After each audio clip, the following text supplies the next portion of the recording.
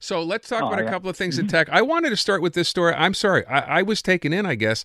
I watched part of that the news conference, if you will, where Elon Musk was up on stage, introduced the Cybercab, the Cyber van, whatever, and then the Optimus robots. Were we all taken in? We were, because the kind of implication, the insinuation there was that these were autonomous robots. You're introducing autonomous cybercabs using fully autonomous technology that is so advanced that it doesn't even have a steering wheel or an accelerator or brake pedal, so no human intervention at all.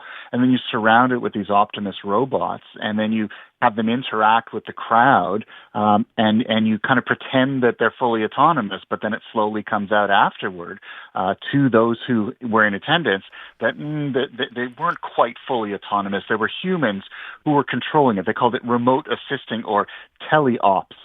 Who were basically taking over remotely. They were the ones doing the talking.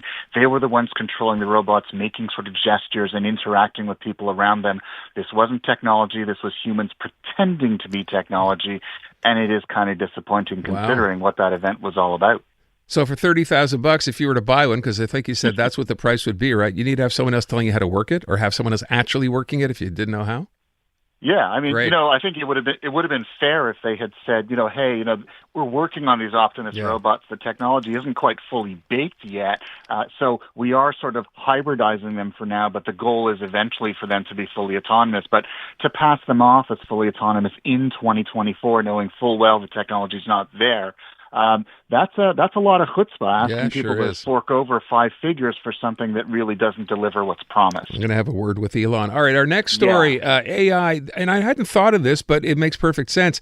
AI generated content making its way to Wikipedia, and obviously, how do you know? We just assumed Wikipedia was like reading the Encyclopedia Britannica, but now we have to be aware of AI.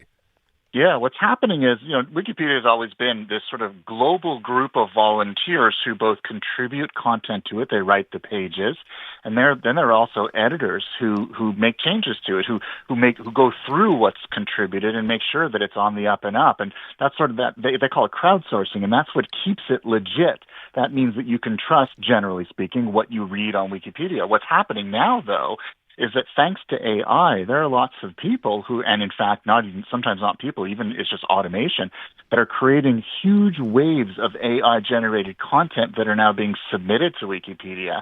And the editors are having a hard time keeping up because it's a much greater volume of content that they've had to work with beyond just what they've had to work with all along. So it's problematic because there aren't enough humans to go around. A lot of the content is sort of it's easy to determine. So I can tell that this is AI generated, but they're being overwhelmed. And so they have launched something called the Wiki Project AI Cleanup, which is basically their goal to sort of cope. They're saying they're not against using AI for Wikipedia, but it has to be within certain rules. It has to have certain standards. So they want better ways to identify when something was generated by AI, to identify AI-generated images, and to maybe put AI tools into the hands of editors to give them more power, allow them to cover more ground. And I think it's almost like Wikipedia is the canary in the coal mine. The entire internet is going to have to deal with this Yeah. wave of AI-generated content. It's starting now. It's going to get worse as the technology improves.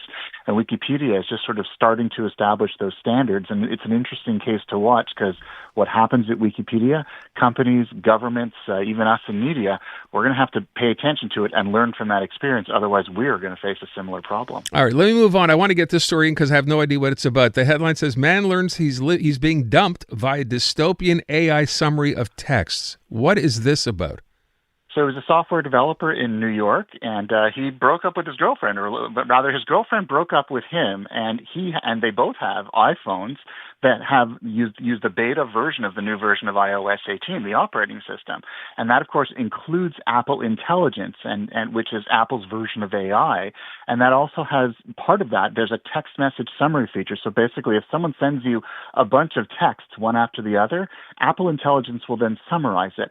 and sort of break it down to you for you so you don't have to read all of them. So he gets this message from Apple Intelligence that says, no longer in a relationship, wants belongings from the apartment. And then he shared it. It went viral. And as it turns out, this is the first documented instance of breakup via AI that we have. But I promise you, it will not be the last. So it summarized all the texts that had gone back and forth, and at the end of the day was, sorry, we're done.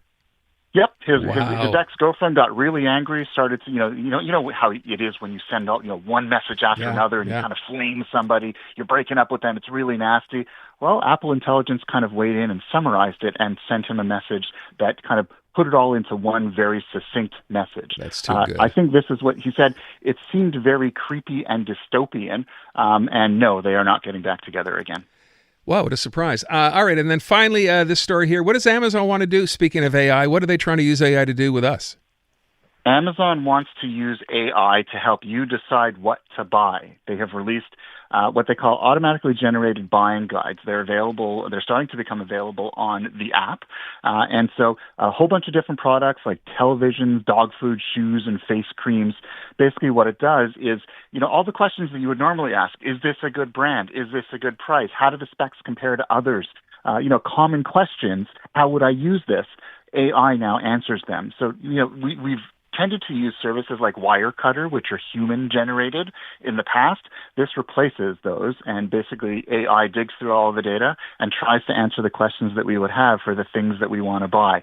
This is only the first step of many. Amazon says they're going to use this technology as a stepping stone. Eventually, they want to have bots that you tell it what you want to buy, and then it goes onto Amazon, and it finds it for you, and it buys it for you. So you think you're controlling the Amazon app? Thanks to AI, the app is now controlling you and deciding what you're going to buy. Yeah. Can we program it so it actually pays for it as well? Oh, I certainly wish. We could become cyber criminals, but I would not recommend that. Wow. Amazon not missing a trick. You got to love it. All right. No. Carmi, thank you so much. I appreciate it.